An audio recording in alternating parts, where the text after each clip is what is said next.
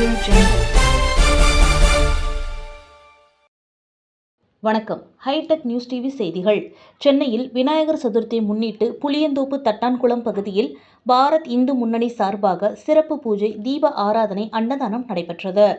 முன்னதாக இந்நிகழ்விற்கு இந்து முன்னணி நிறுவன தலைவர் ஆர்.டி. பிரபு அவர்கள் தலைமை வகித்தார். சிறப்பு அழைப்பாளராக ஓம் ஸ்ரீலா சிவபாலன், மு. தென்னூரான், ஆதிசிவ சோழர் புலிப்படை, மே 21 தமிழர் பாதுகாப்பு இயக்கம் தலைவர், இந்திய புதிய பாராளுமன்றத்தில் சைவ தமிழ் செங்கோல் வைக்க மூல காரணமாக இருந்தவர் அவரின் மகன் கருப்பன் சபரி, மருமகள் ஜோதி நாச்சியார் ஆகியோர் கலந்து கொண்டு சிறப்பு பூஜை, தீப ஆராதனை, ஆதி சிவசக்தி மைந்தன் விநாயகர் பூஜித்து வழிபட்டனர்.